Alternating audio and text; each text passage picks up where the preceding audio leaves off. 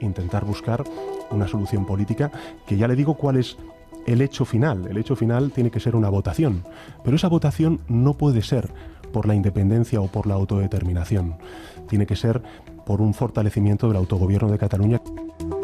Buenas noches. El curso político da su pistoletazo de salida y Pedro Sánchez pretende colar una mentira a todos los españoles. El presidente del gobierno vuelve a ceder ante las exigencias del independentismo y propicia una puñalada a la soberanía nacional. Disfraza de referéndum de autogobierno lo que en verdad es una consulta de autodeterminación y de independencia. El socialista debe aguantar en la Moncloa año y medio más, con lo que no tiene más remedio que contentar a quienes le han aupado al poder. Aunque sea, eso sí, tergiversando la realidad e intentando engañar a la opinión pública. Lo demás, es decir, franco, subir o no subir impuestos, todo cortinas de humo para evitar hablar de lo importante. Eso sí, mientras tanto no le importa despilfarrar dinero público haciendo uso del avión presidencial y demás dispendios. Se prevé un curso político de lo más polémico debido a la cerrazón de Sánchez de gobernar a toda costa. Su táctica está empezando a surtir efecto, ya que las encuestas que se están publicando sitúan al PSOE como el partido más votado. Lo que no se da cuenta es que con tal de aferrarse al poder no vale cualquier cosa. No puede jugar con lo que no es suyo y la soberanía española, por descontado, no lo es. Más noticias en nuestro sumario.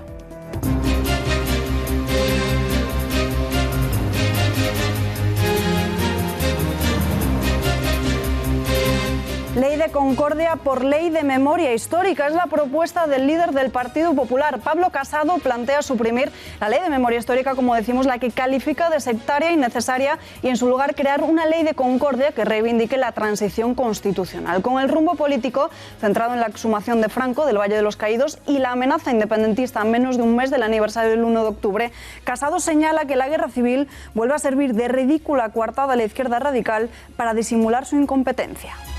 La concordia es una política de futuro y además no solo vamos a hablar de una concordia que lo que haga es reivindicar la transición y los mejores años que nos hemos dado. La concordia también se tiene que elaborar de cara al futuro, en la educación, en los símbolos que se utilizan, en los himnos, en el paisaje urbano. La directora general de Trabajo, Concepción Pascual, ha presentado esta misma mañana su dimisión. Esta decisión se produce después de que la semana pasada saltase a la luz la noticia de la legalización del sindicato Otras, organización de trabajadoras sexuales, recogida por el Boletín Oficial del Estado con fecha del 4 de agosto y que causó un gran revuelo mediático. Pascual asume todas las responsabilidades de dar luz verde a este sindicato. Desde el Ejecutivo señalan que será la única en asumir responsabilidades. Una legalización que la ministra de Trabajo, Magdalena Valerio, desconocía y por la que aseguraba que le habían marcado un gol por toda la escuadra.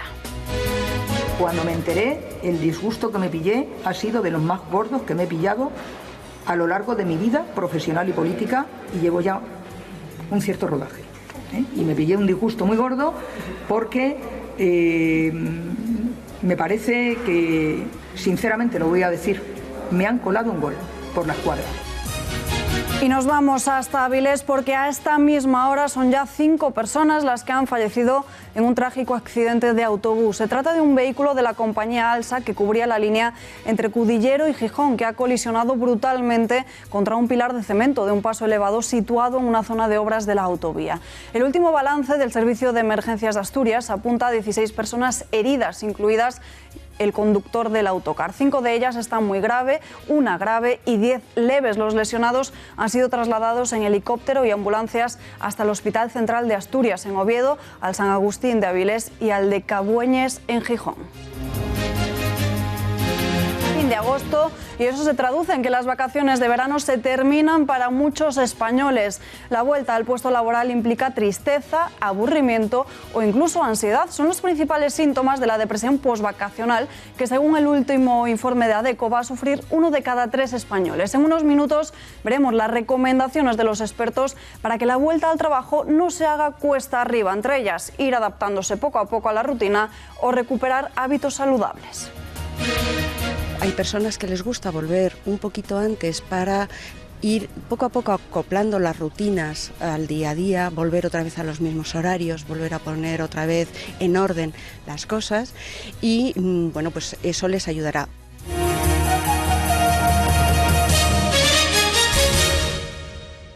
Intentar buscar una solución política que ya le digo cuál es el hecho final. El hecho final tiene que ser una votación, pero esa votación no puede ser por la independencia o por la autodeterminación.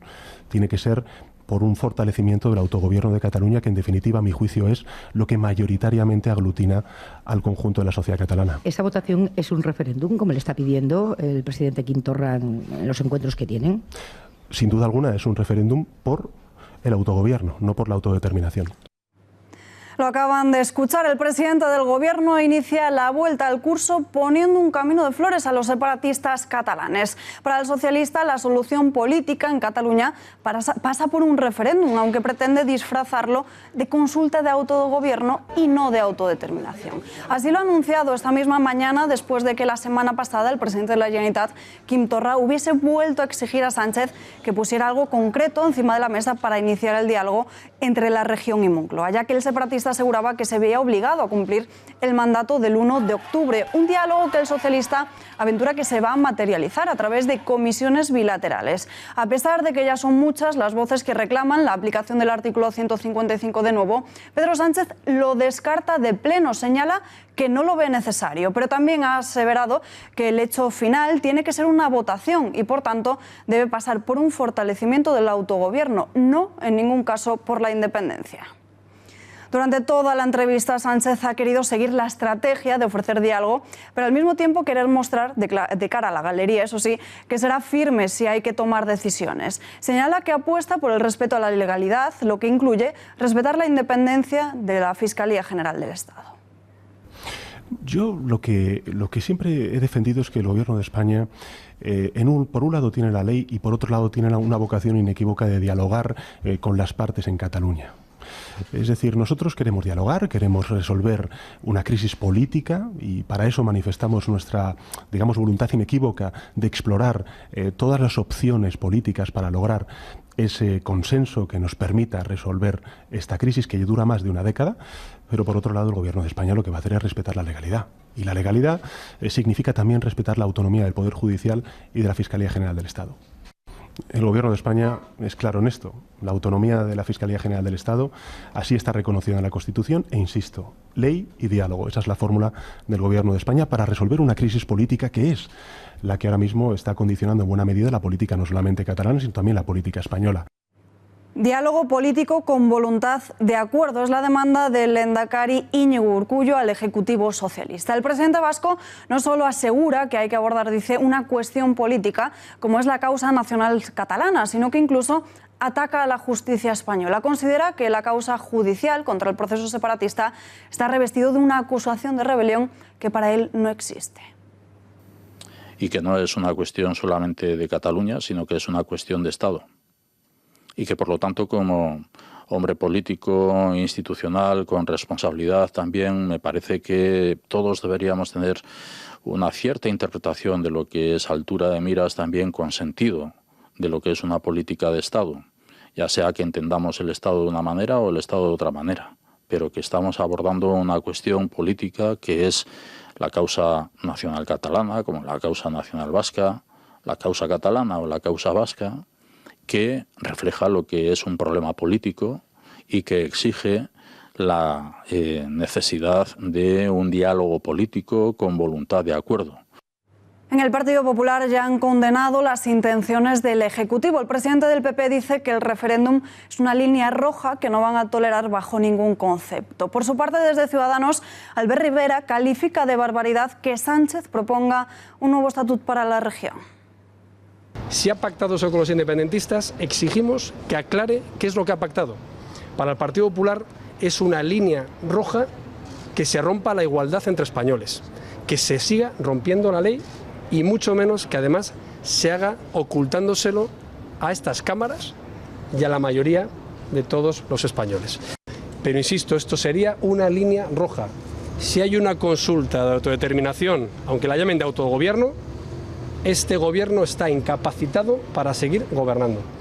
Y digo más, no juguemos con las palabras. El autogobierno que tiene Cataluña es el que todos nos dimos y es difícilmente ampliable, por supuesto, desde luego, no con el apoyo del Partido Popular. Ya tuvimos bastante con un estatuto inconstitucional que no llevó a ningún sitio, que solo sirvió para perder el tiempo durante mucho tiempo, para enfrentar en definitiva en debates identitarios, y quiero recordar que fue un estatuto votado por el 48% de la población, no llegó ni siquiera al 50%. Así que, como vemos, esto es una idea del PSC, esto es una idea clásica ya del Partido Socialista Cataluña, eso sí, asumida, que es lo que me preocupa, por el Gobierno de la Nación, asumida por un presidente que quiere recuperar algo declarado inconstitucional. El secretario de Organización del Partido Socialista, José Luis Ábalos, ha señalado este mismo lunes que tener políticos presos no beneficia para lograr y negociar unos presupuestos generales del Estado, pero no dan la batalla por perdida. Señala Ábalos que radicalizar y tensionar no ayuda a normalizar la situación en Cataluña. No dar eco ni incrementar la tensión que ya algunos quieren provocar. No responder a las provocaciones con más provocaciones. No entrar en la guerra de amenazas. Porque todo eso es incompatible con el objetivo nuestro, que es el de procurar la convivencia en Cataluña. Y todo eso no ayuda a la convivencia en Cataluña. Todo eso no ayuda a la política de diálogo que queremos plantear en Cataluña, de acercamiento, ¿no? Levantar los obstáculos de la inconstitucionalidad de determinadas normas no es hacer la vista gorda respecto a la Constitución, sino que hay algunos que se declararon inconstitucionales simplemente porque no es que afectaran a la Constitución, sino a determinadas leyes, ¿vale? Entonces, se pueden modificar algunas de las leyes con tal de que esta cuestión de constitucionalidad pues no se dé, pero bueno. Hablamos de todo ello con el periodista de lainformación.com, Fernando Valls. Fernando, muy buenas noches. ¿Qué tal? Buenas noches. Disfraza Sánchez de consulta de autogobierno una consulta sobre autodeterminación e independencia. Pues la verdad es que en el gobierno yo creo que la sensación es que no va a haber una consulta por la independencia. Yo creo que el gobierno eso lo tiene claro, es más, estando en el Consejo de ministros como Borrell, yo creo que el gobierno tiene claro que no va a haber esa consulta y que lo máximo que pueden llegar es a negociar y a votar un nuevo estatuto. Hasta ahí el gobierno se mantiene firme y ese es el tira afloja y las declaraciones que hemos visto este verano. La Generalitat apostando por una independencia bis, digamos, y el gobierno resistiéndose a cumplir esos deseos que yo creo que a día de hoy son irrenunciables para el gobierno. Varias fuentes apuntan a que la Moncloa y la Generalitat tienen conversaciones secretas. ¿Podría existir entonces un pacto de no aplicar el artículo 155 de nuevo en la región catalana? Bueno, conversaciones existen, tanto en público como en privado. La Generalitat y el Gobierno han abierto una vía de comunicación, se espera futuras reuniones bilaterales y también hay actores como por ejemplo el Lehendakari Urkullu que también están mediando entre unos y otros, como ya ocurrió en el pasado. ¿Un pacto para no aplicar el 155? Pues bajo mi punto de vista el Gobierno tendría muy difícil justificar la no aplicación. En primer lugar porque depende de socios como el PNV para continuar el Gobierno y en segundo lugar porque ya vimos lo que pasó con el Gobierno de Rajoy cuando aplicó un 155. Yo creo que el Gobierno está jugando ahí está haciendo un baile un poco a dos aguas, esperando que la Generalitat rebaje sus pretensiones mientras ellos no quieren ser demasiado beligerantes. El Partido Socialista criticó con dureza que Moncloa incumpliera la ley de transparencia con Mariano Rajoy. Y hoy escribes un artículo en el que muestras cómo Sánchez suspende en transparencia porque no hay rastro alguno de la lista de asesores ni de bienes. Esto es un escándalo, ¿no? Bueno, es una decisión polémica porque el PSOE en la oposición criticó con bastante dureza al gobierno de Rajoy por no hacer públicos estos datos. Estos datos, por cierto, que tienen obligatoriamente que hacerse públicos, pero que hay un resquicio legal en la ley de transparencia al que se acoge al Gobierno para no hacerlos públicos. No sabemos ni la declaración de bienes de los ministros, es decir, no sabremos con cuánto dinero y propiedades han entrado al Gobierno, ni sabremos con cuánto dinero y propiedades saldrán de él. Esto en principio debería aplicarse y deberíamos saber ya pues cuánto dinero han amasado, digamos, los exministros del PP. Yo creo que el Gobierno de Sánchez, que presume de transparencia, debería tomar nota de que eso lo criticó en la oposición y debería aplicarse el cuento. Otro de los grandes escándalos del Ejecutivo socialista está siendo la purga en Televisión Española. ¿Hasta qué punto Podemos está influyendo en los despidos? ¿Se está tendiendo a criterios informativos? Bueno, pues aquí Podemos, digamos que está ejerciendo del Gobierno en la sombra en decisiones que tienen que ver con Radio Televisión Española. Recordemos aquel decreto de RTV que fue tumbado y por el que el jefe de gabinete de Sánchez, Iván Redondo, tuvo que implicarse a fondo para sacarlo adelante. Podemos está mandando los nombramientos y las elecciones a la espera del nombramiento de un Consejo de Administración definitivo. Respecto a los nombres que hay, bueno, yo me niego a pensar que sea por motivos ideológicos, aunque evidentemente todos los gobiernos lo han hecho. Las personas que están nombrando nuevas, pues bueno, tienen un currículum y una experiencia en TV, digamos. Pues me sale el nombre, por ejemplo, de Xavier Fortes, vinculado bastante al PSOE, pero que bajo mi punto de vista tiene una trayectoria. El futuro, pues bueno, veremos a ver el consejo que sale en base al concurso que se ha abierto y los nombramientos. Pero evidentemente el PSOE ha vuelto a caer en lo que criticó en la oposición, en hacer nombramientos, digamos, a dedo de gente cercana a ellos. Fernando, gracias por todas las claves y buenas noches. Gracias a vosotros y buenas noches. Sabemos que al presidente del Gobierno le gusta mucho correr. Lo hemos visto haciendo deporte en el Palacio de la Moncloa, pero parece que también le encanta volar y mucho. Pedro Sánchez es el presidente del Ejecutivo que más uso ha hecho del avión presidencial. Hace unos meses les contábamos cómo Sánchez hizo uso de este medio para acudir a un festival de música en Benicàssim y desde el Gobierno lo marcaron dentro de la agenda presidencial.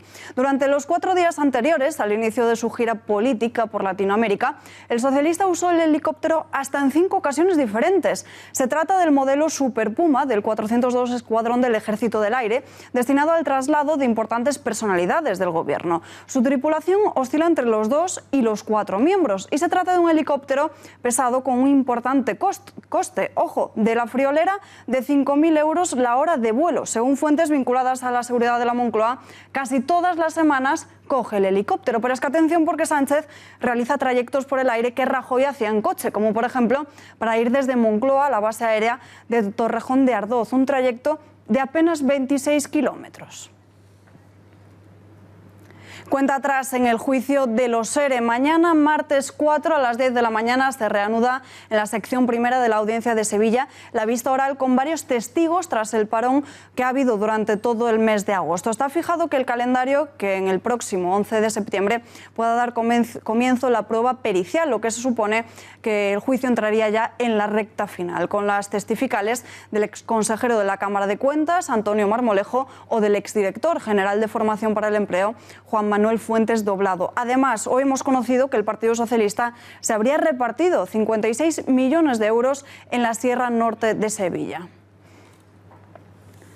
Pero vamos a poner en contexto y repasar todo el caso. María Matos. Pues sí, vamos a resumir lo que se sabe de este ERE escándalo, o también llamado el caso del Fondo de Reptiles. Hemos traído varias cifras para poder verlo con perspectiva, porque es un caso de mucha magnitud. De hecho, se calcula que la partida presupuestaria que financió esta trama estuvo activa entre 2001 y 2010. En total, 10 años de corruptela que empezó en pesetas y que luego ya acabó en euros. Hablamos también del caso de corrupción más cuantioso de la historia de España, porque se utilizaron 855 millones de euros para pagar prejubilaciones y ayudas a empresas en crisis. Y récord también de investigados: son cerca de 300 las personas que deberán responder acusadas de diversos delitos. A finales del año pasado comenzó a juzgarse la pieza política, de la que responderán 22 exaltos cargos de la Junta, entre ellos Chávez y Griñán. y 7 años ya de proceso abierto que se cumplían el pasado mes de enero y que ahora mismo se encuentra en las manos del Tribunal de la Sección Primera que preside el magistrado Juan Antonio Calle Pena. Y por último, 741 millones de euros es la cantidad en la que la Fiscalía Anticorrupción cifra la responsabilidad civil de los procesados por malversación de fondos públicos. Pero vamos ya a mostrarles cómo funcionaba el fraude. La opción legal sería que la Junta de Andalucía, a través de la Dirección General de Empleo, diese el dinero del fondo público, o también llamado fondo de reptiles, a las aseguradoras para que se lo diesen a las empresas en crisis y que pudiesen pagar esas prejubilaciones. Pero esta opción estaba controlada por un interventor que hacía que todo tardase más tiempo. Entonces, lo que hizo la Junta fue idear un sistema de pagos a través de unas transferencias de financiación que hacían que ese dinero público pasase de la Consejería de Empleo a una agencia pública llamada IDEA. En este punto ya no había interventor que lo vigilase, por lo que fue aquí donde empezaron a hacerse esas transferencias sin apenas ningún control. A través de esa empresa pública se pagaron prejubilaciones fraudulentas pagadas a personas que nunca habían trabajado en empresas afectadas. Hablamos de casi 13 millones. Y también se dieron subvenciones a empresas que no estaban presentando un ERE, incluso también pues a personas que ni siquiera habían creado nunca una empresa. También comisiones infladas a intermediarios entre la Junta y los trabajadores, como también pues aseguradoras, bufetes de abogados y consultoras. Y aparte de todo esto, el juez no descarta el pago de sobornos a cargos políticos a la Junta por parte de los comisionistas. Alba. Veremos qué es lo que sucede. Gracias, María.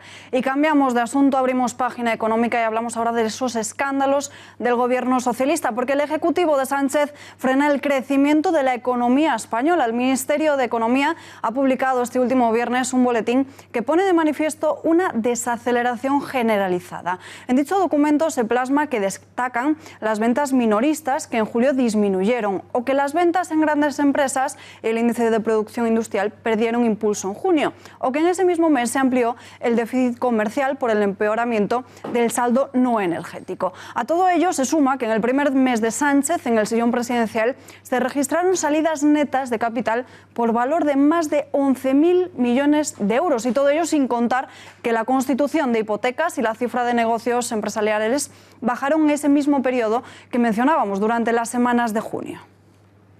Y uno de los sectores clave para la economía de España es el turismo. Pues bien, si el año pasado nuestro país batía récords absolutos, este registra en julio la mayor caída de llegada de turistas desde el año 2010, según datos del Instituto Nacional de Estadística. A España llegaron 9,98 millones de visitantes internacionales, un 4,9% menos que en el mismo mes de 2017. El principal factor se debe a una mayor estabilidad geopolítica de competidores directos como Turquía, Egipto y otros países del norte de África. Es más, estos aumentaron cerca del 30 y 40% en turismo. La más afectada, sin duda, lo están viendo en sus pantallas, es Cataluña. La región perdió un 7,2% en turismo nacional y un 6,2% en internacional, lo que ha provocado que el precio de una habitación también haya bajado un 1,95% debido a la poca demanda.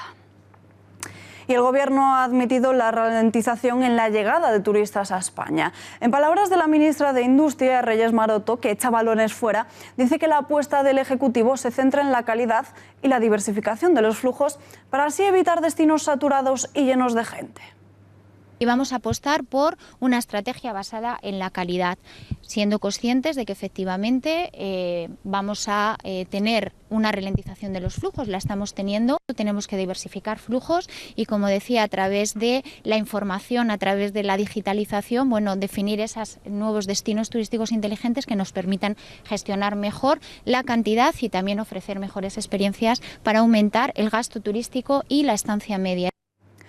Y nos esperan mejores datos en los próximos meses. Un buen ejemplo de ello es que desde Alemania ya alertan a sus ciudadanos de los peligros que supone viajar a Cataluña en los próximos meses. El Ministerio germano advierte de que en las próximas semanas el ambiente será tenso y peligroso debido a las numerosas manifestaciones y concentraciones. El país de Merkel menciona además riesgo de ataque yihadista, recordando los atentados del 17 de agosto del pasado año. Las instrucciones pasan por evitar manifestaciones, informarse previamente y acatar las órdenes de las fuerzas de seguridad del Estado.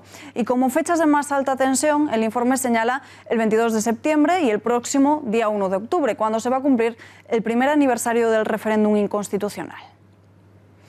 Y preparen sus carteras porque van a tener que pagar más por la factura de la luz de agosto. Para un usuario medio ha subido cerca del 11% respecto al mismo mes del año 2017 y un 2,6% en relación a julio, con lo que suma su cuarto incremento intermensual consecutivo y alcanza su nivel más alto de este año 2018.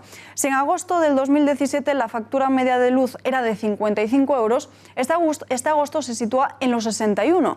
El encarecimiento del recibo se debe a la subida del precio de la electricidad en el mercado eléctrico mayorista, impulsado por el mayor uso de tecnologías más caras, como centrales de gas y de carbón, y también por el aumento de las importaciones desde Francia por la indisponibilidad de una parte de su capacidad nuclear. En Facua determinan que la subida es exactamente de un 12,4%, la cuarta mayor factura de toda la historia de España. Nos encontramos con nada menos que la cuarta factura más cara de toda la historia. El incremento que se ha producido en agosto, sumado a las subidas que se han venido produciendo a lo largo del año, configuran una factura correspondiente a este mes que va a suponer, por un lado, un incremento del 12,4% a nivel interanual, es decir, con respecto a agosto de 2017, quinta subida mensual consecutiva. En esta ocasión, en agosto con respecto a julio, la factura sube un 3%, que el Gobierno coja las riendas de la política energética regulando los precios, siendo el Ejecutivo el que fije la tarifa máxima que pueden cobrar las eléctricas y no permitiendo que sean las eléctricas a través de una subasta tramposa que favorece la especulación las que puedan decidir continuamente esos elevadísimos precios. Tiempo de analizar y desgranar las medidas económicas de Pedro Sánchez y para ello hablamos con un experto. Tenemos conexión en directo con Javier Morillas, catedrático de Economía del CEU San Pablo. Señor Morillas, un placer saludarle. Muy buenas noches. Buenas noches. La subida de pensiones dispara el gasto un 4,8% en agosto hasta los 9.000 millones. ¿Hay alarma por el gasto en pensiones? Bueno, lo que hay alarma es por la dinámica de gasto público de todas las medidas que está anunciando el presidente Sánchez. En realidad, todo lo que ha hecho hasta ahora son anuncios. De momento lo que tenemos son los presupuestos del año 2018 y una pretensión de incremento del déficit, incluso más allá de las 5 décimas con que le ha autorizado la Comisión Europea, del 2,1 al 2,7, y por tanto un crecimiento de la deuda pública. Por tanto, lo que debe preocuparnos es esos 30.000 millones de euros que pagamos todos los años en intereses de la deuda, que no va a inversión productiva, que no va a infraestructuras, que no va a pensiones, que no va a ayuda social. Yo creo que es el conjunto de medidas en general lo que está alarmando a los mercados y a los inversores y ahorradores. Portazo a los recortes. El Gobierno y Podemos pretenden derogar los recortes de 10.000 millones en sanidad y educación, pero ¿tiene margen el Gobierno para esto? Un gobierno siempre puede tener margen en la medida en que emita deuda pública. Nuestra deuda había bajado al 98,8% después de haber superado el 100%. Y la situación con estas medidas, si se llegan realmente a implementar, es que podemos superar de nuevo el 100% y volver de nuevo a haber incrementado el tipo de interés al que los ahorradores internacionales compran nuestra deuda, porque no depende de nosotros, depende de que fuera de España compren la deuda pública que emita el Reino de España.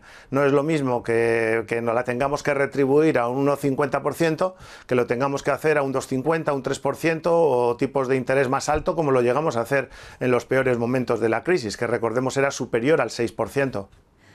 Sánchez subirá impuestos al diésel, grandes empresas y transacciones financieras. ¿Significa esto que veremos más subidas de impuestos para conseguir pagar todas sus medidas ideológicas y populistas? Bueno, ya este anuncio del incremento de impuestos del diésel ha tenido repercusión en el aparato productivo, ha tenido repercusión en las plantas de producción de automóviles, que recordemos es el primer sector de exportación que hay en España, y vehículos diésel que muchos van a la exportación, con lo cual se ha producido pues ya un quebranto importante en el mercado. toda situación de incremento de impuestos en estos momentos en donde el Banco de España lo que nos está diciendo es que 2/3 del crecimiento que tiene la economía española se debe a los vientos de cola que tenemos. Es decir, que una vez que sube el precio del petróleo, que ya no está a $40 o 60, sino que está a 77 y subiendo. Una vez que sabemos que los tipos de interés se van a incrementar a principios de año, ya lo ha anunciado el Banco Central Europeo. Pues todo esto lógicamente impacta en la confianza, el índice de confianza del consumidor, de los consumidores que elabora la Comisión Europea, es el peor que hay en los últimos 18 meses, es decir, se ha notado una bajada sustancial, no solo en lo que se refiere al consumo de las familias, es decir, a los consumidores, sino también en lo que es pues la confianza industrial, la confianza en el sector servicios, etcétera, ¿no? Bajada del turismo por primera vez en el mes de julio en los últimos 8 años. ¿En qué medida influye el desafío separatista? ¿Perciben los turistas los problemas políticos? Yo creo que los problemas políticos los perciben en todos los sectores de actividad. El otro día, pues un conocido me comentaba hasta en la cerrajería. Iba a cambiar una puerta de un portal de una comunidad y me comentaba que la situación estaba floja porque la gente dilataba sus decisiones de gasto. Por tanto, en toda la actividad económica, entre la más modesta, incluso en la venta de automóviles de segunda mano, se percibe también. Ha caído lo que son la venta de grandes almacenes, hay una desaceleración. Y luego en el índice manufacturero de productos industriales y en el índice de servicios también ha habido una caída entre el mes de junio y el mes de julio. Por tanto, ahí es donde efectivamente también el sector turismo, por supuesto, se ve dañado, porque la imagen en el exterior se ve borrosa. También hay que decir que la situación excepcional que teníamos el año pasado, con esos más de 82 millones de turistas, es una situación de turismo prestado, pero realmente la economía española tiene capacidad para acoger a muchas más personas. Por tanto, si la dinámica de confianza conseguimos que se asiente, hubiéramos conseguido que se asentara, la perspectiva del sector turístico tenía que ser mucho mayor, con independencia de que en algunas capitales tipo Barcelona se haya desatado, o en Mallorca, alguna especie de animadversión contra el turista. Pero yo creo que el ciudadano es muy consciente de que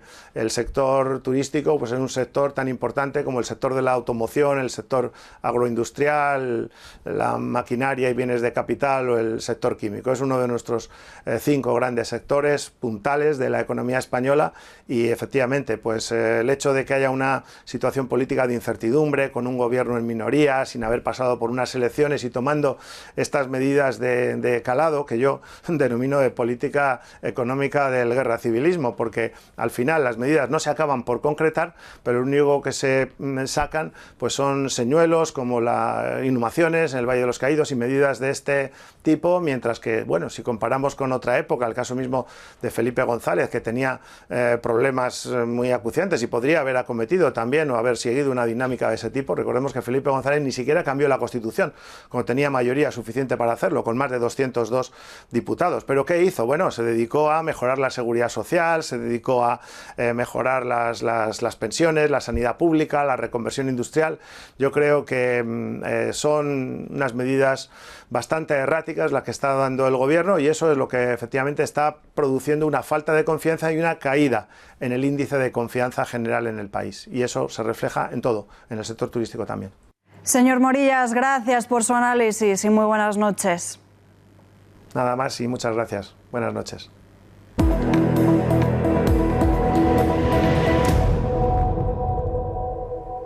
El bipartidismo se refuerza, así lo plasman las últimas encuestas que hemos conocido en intención de voto de este mismo lunes y dan todas ellas la victoria al partido de Pedro Sánchez. Empate técnico entre el Partido Popular y el Partido Socialista. Las filas socialistas, de producirse en unas elecciones a día de hoy en España, contarían con un respaldo del 27,8%, mientras que en el Partido Popular tan solo se situarían 3 décimas por detrás, con el 27,5%.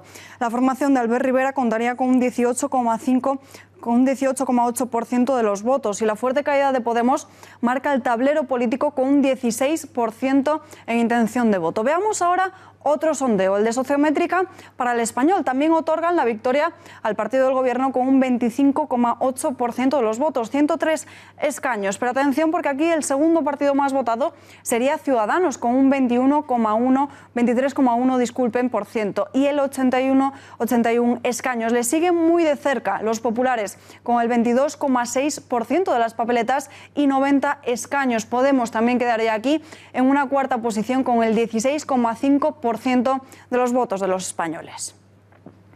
Más asuntos. Ley de concordia por ley de memoria histórica es la propuesta del líder del Partido Popular. Pablo Casado plantea suprimir la ley de memoria histórica, la que califica de sectaria e innecesaria, y en su lugar crear una ley de concordia que reivindique la transición constitucional. Lo ha hecho durante un mitin en Ávila, en el que ha realizado una valoración de los 3 primeros meses de Sánchez al frente del Ejecutivo, con el rumbo político centrado en la exhumación de Franco del Valle de los Caídos y la amenaza independentista a menos de un mes del aniversario del 1 de octubre. Casado señala que la guerra civil vuelve a servir de ridícula coartada a la izquierda radical para disimular su incompetencia. Casado inicia también el curso político con más fuerza que nunca y atacando al Partido Socialista. Acusa al gobierno de Sánchez de denostar la transición y de reabrir las heridas de la guerra civil. Además, cuestiona la creación de una comisión de la verdad como la que la Moncloa quiere realizar. La concordia es una política de futuro y además no solo vamos a hablar de una concordia que lo que haga es reivindicar la transición y los mejores años que nos hemos dado. La concordia también se tiene que elaborar de cara al futuro, en la educación, en los símbolos que se utilizan, en los himnos, en el paisaje urbano, en la propia configuración de las instituciones, en el respeto que se tiene que tener precisamente a la convivencia. Una ley de concordia que iría mucho más allá de lo que es el sectarismo de la ley de memoria histórica, que tocaría muchas facetas y que además es coherente con nuestro posicionamiento. Tiempo de análisis y para ello tenemos conexión en directo con el periodista Benjamín López. Le saludamos ya. Benjamín, muy buenas noches. ¿Qué tal? Muy buenas noches a todos. Pablo Casado quiere derogar la ley de memoria histórica y propone la ley de concordia. ¿Cómo lo valora? Bueno, la verdad es que es difícil valorar una ley tan solo por su nombre, ¿no? Pero en todo caso parece que suena mejor una ley de concordia que una ley de memoria histórica, que pase a su vez además por esa anunciada Comisión de la Verdad, que nos explique a todos cuál es la verdad oficial, qué es lo que tenemos que pensar de la Segunda República, de la guerra civil, de la transición, etcétera, etcétera. Bueno, parece que por lo menos el nombre, como digo, suena mejor, una ley de concordia, porque yo creo que al final la transición fue eso, ¿no? Fue un pacto de concordia, yo creo, entre dos bandos que seguramente pues cometieron muchas barbaridades en los preámbulos y durante la guerra civil, incluso después de la guerra civil, pero que decidieron pasar página a una parte de la historia muy negra de este país, pues para mirar hacia el futuro. Si de eso se trata la ley, desde luego bienvenido. Todo lo que sea remover en la memoria, mal llamada memoria histórica, ¿no?, con una comisión de la verdad, me parece nefasto para España. Pero Benjamín, ¿cómo se entienden las intenciones del Popular? La semana pasada le veíamos cómo anunciaba que su grupo se iba a abstener en la votación de exhumar a Franco del Valle. Rajoy también lo llevó en su programa electoral y luego incumplió su promesa. ¿Es creíble o es una medida electoralista simplemente de cara a la galería?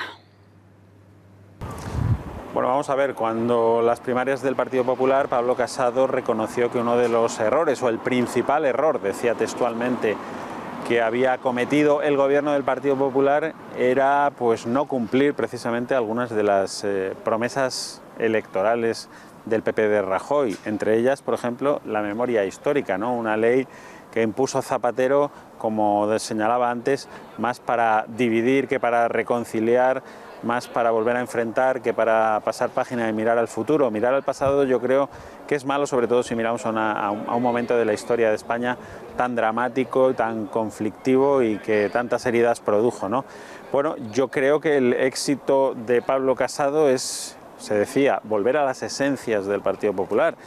Desde luego, si tiene mayoría para hacerlo y lo deja pasar, sería absolutamente imperdonable. En el caso de Rajoy, tenía por lo menos diríamos la excusa de que España estaba inmersa en una grandísima crisis económica, que esa era la principal preocupación del gobierno y que probablemente pues meterse en otros berenjenales hubiera sido todavía echar más gasolina al fuego en un momento en el que además la izquierda estaba por incendiar las calles, recordemos el rodeo al Congreso, etcétera, etcétera. Pero desde luego si el PP llega al gobierno y con Pablo Casado debería cumplir sus promesas electorales, que duda cabe. Las encuestas apuntan el liderazgo del Partido Socialista, pero es creíble teniendo en cuenta todos los escándalos que rodean a Sánchez en el poco tiempo que lleva en la Moncloa. Bueno, vamos a ver, yo siempre digo que a Zapatero le votaron 2 veces, no una. Es decir, que claro que es posible, ¿no? El Partido Socialista siempre ha sido un maestro manejando la propaganda. Yo creo que Pedro Sánchez también. De eso vive. Ahí vemos cómo está consiguiendo eclipsar, ¿no?, por lo menos para su electorado, con el tema de Franco, los verdaderos problemas de España, las verdaderas meteduras de pata de este gobierno, sus continuas contradicciones, sus marcha atrás en muchos asuntos, etcétera, etcétera, ¿no? Es un maestro de la propaganda y probablemente el momento que enseñan ahora las encuestas sea real. Lo que pasa es que le queda lo más duro a Pedro Sánchez, que es ahora, cuando ya lleva unos meses en la Moncloa, cuando se vuelve al curso político después del verano, que es ponerse a gobernar, intentar sacar leyes adelante. Porque esto de Franco, los gestos propagandísticos, no pueden durar para siempre. Hay que hacer presupuestos, no se ve que eso vaya a ser posible, no se vislumbra. Hay que hacer tantas cosas en España, hay que ponerse a gobernar en definitiva, y no parece que Pedro Sánchez esté en condiciones de hacerlo. Y ya por último, Benjamín, la gran paradoja es que Rivera compite contra Casado y viceversa, pero finalmente ambos se van a necesitar para echar a Sánchez de la Moncloa. ¿Cree que Ciudadanos va a tener mejor sintonía con el PP de Casado que la que tuvo con el PP de Mariano Rajoy? Bueno, pues yo creo que en el fondo no. En el fondo no pueden tener buena sintonía. Estos dos partidos están llamados o condenados a entenderse, pero son íntimos enemigos porque disputan por una parte, al menos una parte del electorado que es común para ambos y por lo tanto tienen necesariamente que enfrentarse para disputar esos votos. Yo creo que le ocurre algo parecido al PSOE y a Podemos también en estos momentos, a pesar de que ahora aparentemente están a partir a un piñón. Seguramente cuando se acerquen las elecciones empezaremos a ver cómo salen los cuchillos a relucir. Pero al final yo creo que lo importante de las próximas elecciones generales, si miramos al interés de España, es que entre los dos partidos, Partido Popular y Ciudadanos, sumen lo suficiente, porque ya hemos visto que cualquier otra fórmula dejará al centro derecha, a la derecha española, fuera del poder. La izquierda, los nacionalistas, los populistas están dispuestos a sumar, lo hemos visto en la moción de censura, para gobernar al precio que sea. Y eso solo puede evitar, yo creo, una coalición PP-Ciudadanos, que se llevan mal, que se van a seguir llevando mal, obviamente, pero están condenados también a entenderse. Benjamín, gracias por tu análisis y buenas noches. Buenas noches, un placer, hasta luego. Cambiamos de asunto y nos vamos ahora hasta Cataluña, porque lo que se viene en las próximas semanas va a ser una oleada de tensión y violencia sin precedentes en la región. Las fechas clave las vamos a repasar en este calendario y serán las siguientes: 11 de septiembre, Diada, manifestación de la ANC y de Òmnium Cultural y acampada masiva para colapsar la avenida de la Diagonal, promovida por los mal llamados Comités de Defensa de la República. Seguimos viendo más fechas: 1 de octubre, aniversario del referéndum ilegal. Ahí lo están viendo. Otra fecha, también 2 días después del 1 de octubre, el 3 de octubre, aniversario del discurso de Su Majestad Felipe VI llamando a la unidad de España. Y ya por último, el 16 de octubre, un año desde que Jordi Sánchez y Jordi Cuixart entrasen en prisión. Los CDR se preparan para un colapso total en Barcelona, desde la Diada hasta el 3 de octubre. Durante esos días, los golpistas pretenden convocar una huelga general, colapsar coches a la entrada de la ciudad de Barcelona, cortar vías fronterizas y bloquear accesos a puertos y aeropuertos. Otoño caliente, como vemos en Cataluña, la tensión va en aumento y lo que se espera es todavía más tensión propiciada por la propaganda separatista y por los radicales independentistas. Cataluña se prepara para un otoño caliente. Guerra de lazos amarillos, tensas manifestaciones o agresiones físicas y verbales marcan el inicio de la cuenta atrás hasta la Diada y el posterior aniversario del referéndum ilegal del 1 de octubre. La batalla de los lazos amarillos forma parte del día a día de los ciudadanos. Invaden el espacio público mientras los no independentistas los retiran en señal de protesta. ¿Qué hace? ¿Qué hace? ¿Qué hace? Espacio público. Sí. No tuyo. Lliure d'expressió. No. Sí. También se producen lamentables agresiones, como la que sufre una mujer que retira balazos con sus hijos y que recibe como resultado un grave golpe en la cara que tiene que ser tratado en el hospital. El acto de repulsa organizado por ciudadanos se convierte en un campo de batalla en el que una mujer acusa a un cámara de Telemadrid de pertenecer a TV3. ¡No me pegues! ¡No me toques! ¡No me toques! ¡Es de TV3! ¡Me está amenazando!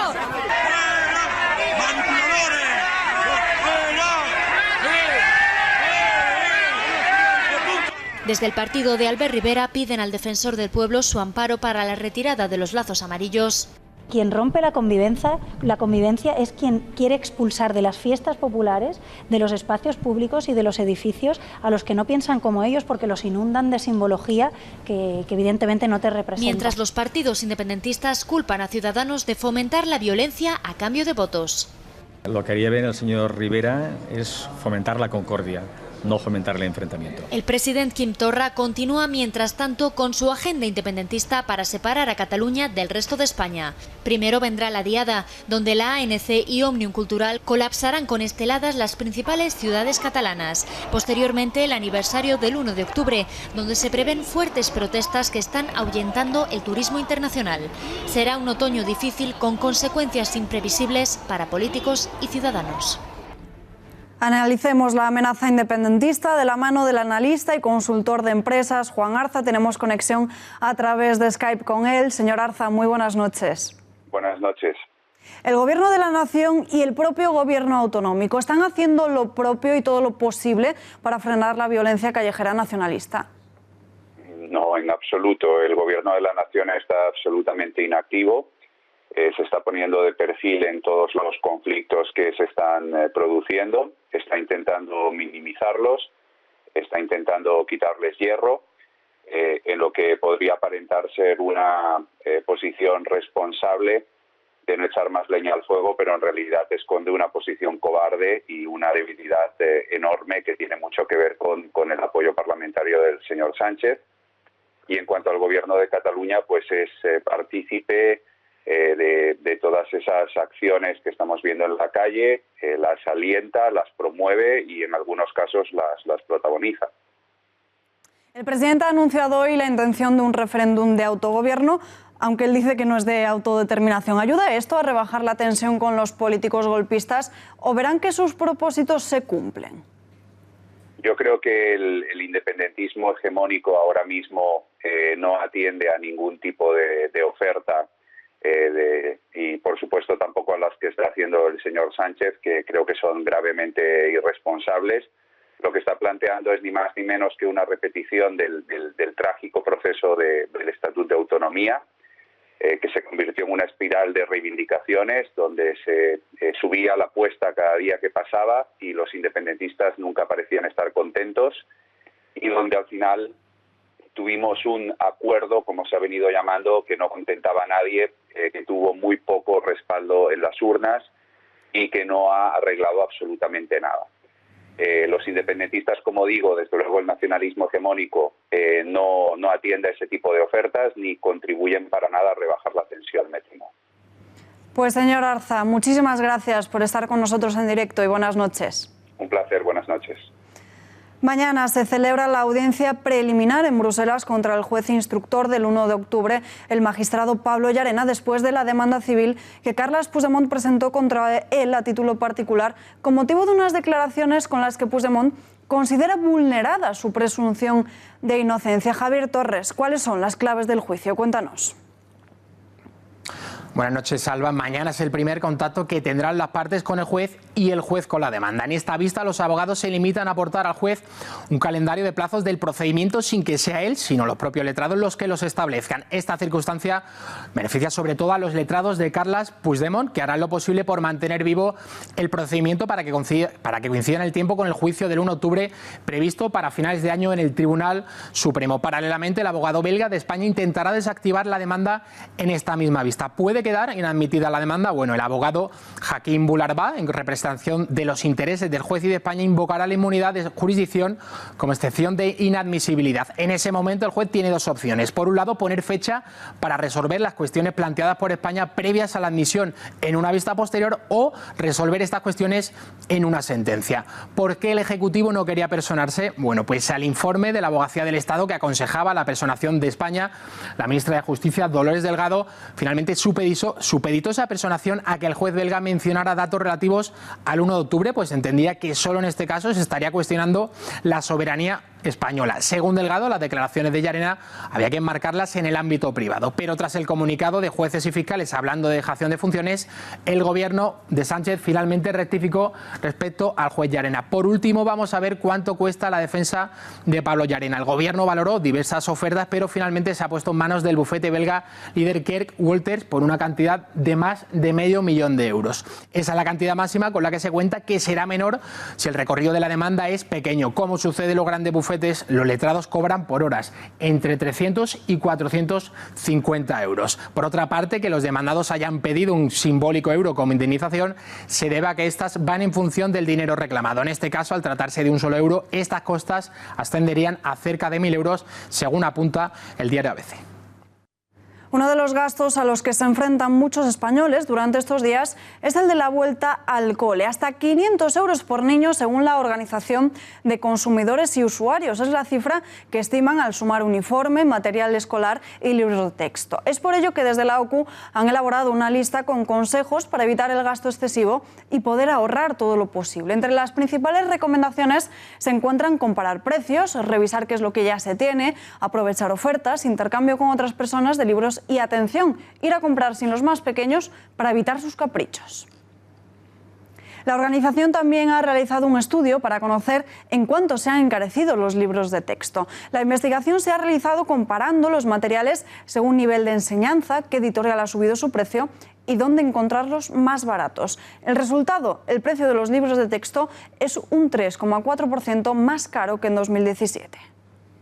En OCU estimamos que el gasto medio de la vuelta al cole como gasto inicial va a suponer unos 500 euros por alumno. Los productos cambian de precio sustancialmente en función del sitio donde lo compremos, por eso debemos comparar mucho los precios. Debemos elaborar una lista de lo que realmente necesitamos y qué cosas ya tenemos que no nos hace falta comprar. Además, podemos aprovechar las ofertas y promociones que algunos establecimientos ponen en estas fechas más que en cualquier otro momento. Pero también hay que tener cuidado porque muchas veces nos dejamos llevar por estas ofertas y compramos más de lo que necesitamos. Y no se preocupen si en los próximos días ven a sus hijos más irascibles, cansados o incluso protestones. Según la psicóloga infantil Silvia Álava, es una actitud totalmente normal propiciada por la vuelta a las clases que se suele pasar en unos días. Es habitual que cuando los niños vuelvan al cole puedan tener algunos pequeños síntomas de síndrome de estrés postvacacional, pues que puedan estar un poco más irascibles, que puedan estar un poquito más cansados, un poco más somnolientos, que están así como también más protestones. Esto se suele pasar a los pocos días, pero si vemos que les está costando la vuelta más de lo habitual, pues que podemos llegar a decir, oye, que ya han pasado 15 días desde que empieza el colegio y el niño se está levantando y nos está diciendo, es que no quiero ir al cole, es que no me apetece, está extremadamente protestón, deja de comer, o por contra, si es un niño que come bastante, está empezando a comer mucho, tiene problemas para conciliar el sueño, ahí sí que tenemos que pararnos y averiguar muy bien qué es lo que puede estar ocurriendo. Y nosotros, se nos ha terminado el tiempo, pero les dejamos con Tiempos Modernos y más información y el mejor análisis, como saben, de la actualidad política con El Gato al Agua, que por cierto, hoy invitado Xavier García Albiol, no se lo pueden perder. Nosotros volvemos mañana a las 8:30. Que tengan una buena noche.